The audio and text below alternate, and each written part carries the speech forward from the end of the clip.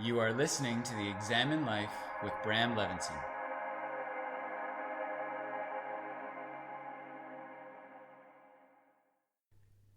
I am so ready to record this episode. I've been thinking about this subject for well over a year, and it hit me a couple of days ago when I was on a beach here in Greece that this needed to be an episode for the podcast. This topic needed to be talked about. And of course, I was on a beach, so I couldn't just, break out the laptop and microphone and get to it. And the past couple of days have been relatively busy doing other things that required my attention. And so here I am, post beach. And to prepare for, sitting down and talking, I treated myself to a fresh fig and a piece of portocalopita, which is orange cake, which, listen, I don't really eat sugar and I don't eat desserty stuff. But when I come to Greece, that orange cake, it's my weakness. So I prepared for this podcast with a fresh fig and a piece of orange cake, and here I am. I want to talk about risk. I want to talk about our relationship to risk. Why do we have to be taught to dare greatly? Why are mind-body practices so popular and getting even more popular? Why are statistics on isolation and unhappiness and loneliness skyrocketing when we seemingly have access to everything that we could possibly want? Listen, there are so many questions that we ask to try and make sense of how we're meant to navigate life. And while many of those questions are going to remain unanswered, one of the fundamental questions that I think needs to be examined is, what is our relationship to risk? What is your relationship to risk? There is a barrage of information coming at us from all sides all the time. And it's only normal that we would want to tune out, escape, to feel safe, to stay in our comfort zone. But adhering to comfort and familiarity does not necessarily equate to finding what we want out of this experience of life. Risk is required at some point to jump beyond oneself, in spite of oneself. And I think we all need to shed our narratives. We need to shed the stories that we have about ourselves in the process of becoming who we are here to be. I think we all need to risk. So, what is risk? How do you know when risk is present and at play in a situation? Well, listen, when your heart starts racing uncontrollably at the thought of revealing something or doing something or going somewhere, or having the conversation, or giving something up, or even asking to take something on, or simply putting your heart on your sleeve and asking for what you want in all honesty, purity, transparency, vulnerability. If it makes your heart pound thinking about it, or thinking about doing it, then there is a risk somewhere in that narrative, somewhere in that equation when it comes to making it happen. And risk requires courage. Courage to jump beyond the boundaries within which you usually stay. Courage to do what scares you. And I know by now in my life and in my career and, in my experiences with other people, that what scares you, what scares us, is often a signpost indicating where our spiritual path lies. In today's world, it is risky to be different. In today's world, it is dangerous. It can be dangerous to be different. My entire life has been an ongoing roller coaster, and a roller coaster sort of accompanied by risk. Because as a kid, I had a choice to either keep my mouth shut about who I was as a gay kid, or risk what my 6-year-old brain understood as being my security by trying to tell my mother that I had a secret that I was afraid of telling. And that moment, and it's a moment, this was a moment from my childhood, that moment was the beginning of my relationship to risk, where I flirted with my darkest secrets, my darkest fears. I dared to bring them from the realm of shame into the light of the disgust, the illuminated, the truth. I had been walking around, and again, I was like 6 or 7, I was young, but I was walking around knowing that the fact that I was attracted to guys was somehow not normal because I didn't see it reflected around me. And I felt like I really needed to say something. I needed to, unburden myself. And I did. And I spoke to my mom. And she made me feel much, much better in the moment. And then when we talked about it the next day, I understood that she wasn't hearing me. And so I dropped it. But that moment was the beginning of my relationship to risk, where I really dared to speak my truth. And it was a truth that I was carrying with me that was heavy. It was a burden. So I know risk. That was the beginning of my relationship to risk. And listen, at this point in my life, I love risk. To me, a life without risk is a life without glory. My entire career is based on risk. I am my own security. What I come up with, what I plan, what I execute, what I offer, that all comes down to me. If I don't create it, it doesn't exist in the world. And if I don't show up with the goods, I don't get paid. So, that's a massive risk, at least to some. I've been told by people that they would not be able to handle a career in which their entire income was dependent on them showing up and there was no steady revenue stream. I personally think that it would be more risky for me to go out and get a 9-to-5 job because I might go slightly mad. I might go slightly insane. I need to be inspired. I need to inspire myself in some instances, and I need to create an environment where I'm being told what to do and I'm being paid. And listen, there's security there, obviously. There's insurance plans and financial plans and a steady income even when you don't show up. I mean, my God, that's like living the dream, except it's not my dream. It's probably closer to my nightmare. I need to have the freedom to be able to come up with these things that I would say that I'm inspired to do, but I don't really believe it's inspiration. I believe it's something else that uses this Bramness to produce, to create, to offer into the world. So the way that I live my life is massively risky to some people, but for me, it's a no-brainer. For me, it's this way or no way. I really believe that we're not going to get through this dark age in history unless we start taking some risks. And I mean on individual levels and collective levels. Until we start moving beyond the zone of apathy and reluctance to get involved, because the sensationalistic aspects of this chaotic time in history are spiritually occurring to wake us the fuck up, until we start moving beyond that zone of apathy and wake up, we're not going to get through this moment that I know historians will refer back to as a dark age. Everything that's happening that, instigates indignance, it's all happening to galvanize us into action. It's happening to motivate us into movement. It's part of our higher learning, our collective life lesson. And I think we better start acting. I think we better start getting out of our comfort zones, demanding better of our peers, of our neighbors, of our leaders, of our governments, but ultimately of ourselves. This is all happening to see how far we will go to make this world the place that we want to live in.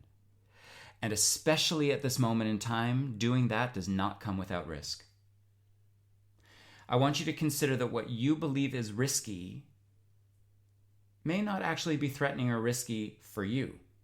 It may, however, be considered risky by the masses, by the collective, that is usually in agreement about what goes and what doesn't, what's acceptable and what shouldn't even be discussed, let alone done. I don't remember which book it was, whether it was in The Examined Life or in A Year in the Light, but I remember writing something to the effect of, just because something is good doesn't actually make it good, it just makes it commonly accepted as being good. Right? Just because a million people think something is good doesn't make it good, it just means that they're agreed. They've agreed that it is good. That opinion will change, So what you believe is risky may not be actually what you believe.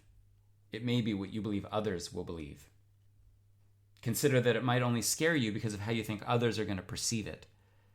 Because doing what comes naturally to you, you doing you, is the easiest thing you could ever do. Or at least it should be. But faced with the potential wrath and judgment of others can quickly turn a totally natural inclination into an insurmountable obstacle. Consider that it doesn't matter what others think. Consider that the greatest risk of all is to completely and utterly not give a shit about what others deem acceptable or not, beautiful or repugnant. Stop paying attention to them. Pay attention to you. Do you. What's that? Fortune favors the bold. Audente fortuna juvat. I think that's what it is in Latin. Fortune favors the bold. In risking being and becoming ourselves, we risk everything. Consider that we coexist with risk every day. It's not a question of, do we have to go somewhere or do something that feels like we're jumping beyond ourselves to be in relationship with risk. We're in relationship with risk every single day. Love is risk. Speaking truth is risk. Leaving your home to go to work is risk. Getting back is risk. Being who you are unapologetically is risk. Speaking to you all is risk. Trying to inspire others in an age when every word is scrutinized, where every word is taken literally and no one is allowed to have any nuance or sarcasm, or no one's allowed to fuck up without being drawn and quartered in the courtroom of public opinion, is risk. I love travel, in case you didn't know that already about me, but I didn't always. In 1996, I went to go visit a friend of mine in London, England, and it was the first time I was traveling on my own as a quote-unquote adult, even though I didn't feel like an adult. And it scared the hell out of me. And I was vulnerable, and I remember my stomach was off the whole time. And I recognized in that trip that there was stuff I was being exposed to by taking the chance, by daring to travel, by taking the risk of being vulnerable elsewhere in the world. There were things I was being exposed to that I wanted more of, that really resonated with me. And they sort of balanced the experience for me. But nonetheless, I was very, very, very nervous, very vulnerable. And so what I decided to do was that I was going to expose myself to travel as much as possible, exposure therapy, and get over it. And today, I can't imagine a world without travel. I can't imagine staying at home all year, every year. To me, that would be stifling. It would be draining the life and the color and the beauty out of my experience of life. We cannot simply cling to safe harbors. With no voyage, there is no evolution. There's no exposure. There's no growth. What I tell people who come on these trips that I give around the world is that I recognize that they have taken a risk to be there. Some of them have taken a risk to take time off of work, or a financial risk by spending the money to get there. Some of them have taken a risk by being away from their families, especially when we come to Greece, because we're coming to Greece at the beginning of the school year, back to school. Some people are afraid to be on their own, to travel on their own, or to simply be on their own. So both of those things sort of get taken care of. They get addressed in coming over here. I recognize that people take risks to come on these trips. Risk is glory. And we need to push beyond the boundaries in the directions that we feel the maybe sometimes irrational urge to move in. We need to trust that there's a reason that we feel that urge to move in that direction. We need to trust that going there is to follow our spiritual path. We have to take the risk of getting comfortable with the understanding that we're not always right. Think about that. We cling, and the ego clings to the idea of being right. We want to be right all the time, or as often as possible. So we have to take the risk of getting comfortable with the understanding that we're not always right, and that it's okay to admit it, that we can be wrong about something, and that we will be, and that we are constantly. The mind can play tricks on us. Our perception can be skewered. We have got to get comfortable with the uncomfortable fact that we can, and often are, wrong in the conclusions that we come to. So we need to be able to take the risk. We need to be able to dare to say, you know what, I was wrong. And even jumping beyond that a little bit, I was wrong and you were right. Oof, that makes a lot of us uncomfortable. A good example of this actually relates back to the story I told in a previous episode about the water bottle at the gym. I don't know if you listened to that episode or heard it, but there was this incident where I went to the gym and I was going into the sauna and then going to shower, and I'd left my water bottle in front of my locker. And when I was in the sauna, through the window in the door, I saw this guy who he came into the gym. He obviously went to a locker, put his coat away, put his boots away, changed into his gym gear, and then walked back out in towards the gym, and he was carrying my bottle. And I mean, I won't tell you how it ends, because if you haven't heard that episode, then you need to. And I don't remember what episode it was, so listen to all of them. But this story I'm telling you now sort of relates back to it. A few months later, after that incident, I'm back at the gym. This time I'm on a machine, on a treadmill. I'm about 3/4 of the way through my workout, and there's a woman who was on a treadmill just next to me. She had just finished her workout. She had gone to get a paper towel, to sort of spray down the machine, to clean down the machine that she had used. Anyway, she makes her way back to the machine. I see she's heading straight for me. And in one of the sections of the machine I am on is my water bottle. It's in the little space for my water bottle. She's walking straight towards me. She comes right up to my machine. She takes my water bottle. She gives me a look. She starts to walk away. And I say to her, that's my water bottle. And she looks back in confusion and then looks around her and realizes that she thought that I was I had taken the machine that she had been on. She didn't see that I was sort of maybe 2 machines away from her the whole time. So she looks back to where she had originally been. She sees her water bottle where she left it. She blushes. So she turns bright red with embarrassment. She puts my water bottle back where she took it from. She apologized and then sort of started walking away. And, I understood that in that moment, she wasn't seeing where I had been the whole time she was working out in relation to where she had been. She jumped to an incorrect conclusion, and she reacted based on her findings, which were wrong. And she was so embarrassed. And then she came back again, apologizing profusely. And I just said to her, look, it's fine. We all make mistakes. We've got to be better at admitting that we make mistakes. I risk sharing my vulnerability and the judgment that could be slung my way in the telling of my life tales with the hope of transmitting some piece of wisdom that just might land with someone listening or reading in a way that affects positive, sustainable change for them. And what I've learned is that the pride and the ego-based need to look good that I thought I was risking wasn't actually what was at stake. What was at stake was the identification that I was clinging to that had convinced me that pride and my ego-based needs were important.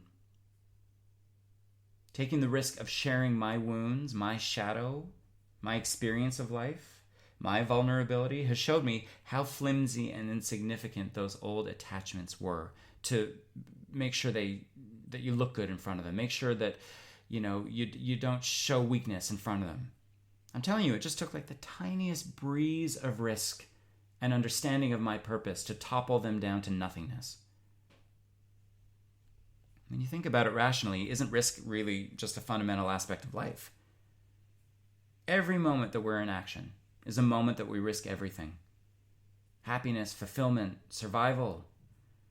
We are already bedmates with risk, albeit unknowingly. It's when we consciously partner with it that we start to freak out, we start to fear, we start to doubt.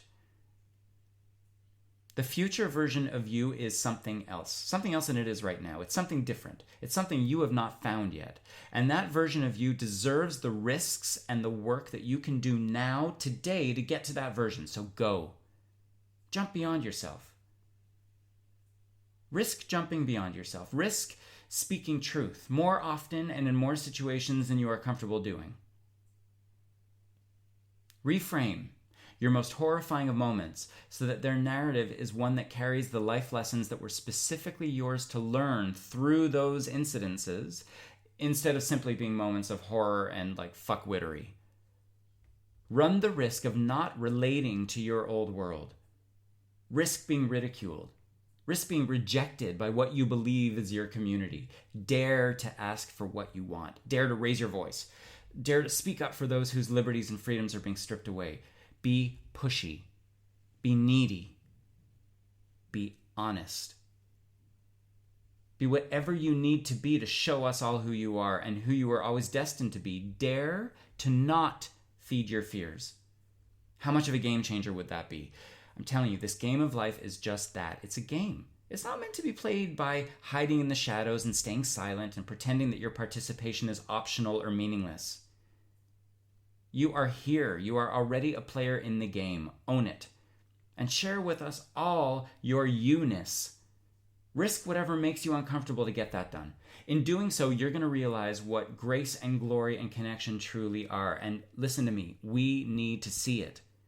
We need more of that bravery and that courage to be inspired by and to motivate us so that we can take similar steps in our own lives. We are learning from each other. We are teaching each other constantly.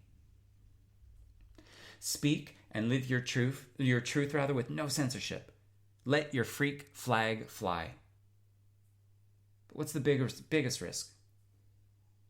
Probably running the risk of breaking away from all the stories that you've stuck to about yourself throughout your life. The mythology that you have about you. The stories that you have carried with you throughout life about you. And about the world around you. You break from your fears and desires and begin to see your existence and existence itself as it is, not through any lens that distorts or filters it, not through any story that helps you make peace with something or helps you feel better about a situation, but just as it is. Nothing to fix, nothing to change, nothing to alter. Just witnessing all that stuff and being able to name it and identify it and share it. I never watched the show Frasier, or Frasier, I don't know how you pronounce it, but the Kelsey Grammer show. But I know that I've seen the last episode at the end of the series where he's addressing his listeners. And he says, and this is a direct quote, "While it's tempting to play it safe, the more we're willing to risk, the more alive we are. And in the end, what we regret most are the chances we never took." I can tell you that I will never regret what I dared to do. I will only regret what I didn't dare to do. I will regret the risks that I didn't take, that I was aware of but didn't take. I want you to know that right now, the between is ringing. The space between back then, and what's a heartbeat away. I want you to go forward. I want you to go towards it. To quote Rumi, "Only a fool keeps going back where nothing happens." What is waiting to happen is waiting for you. So go. I'd rather regret the risks I took than the ones I didn't. What about you? Risk putting your own well-being first so that you can experience just how mind-blowingly beautiful life can be. The between is ringing. Can you hear it? I'll see you later.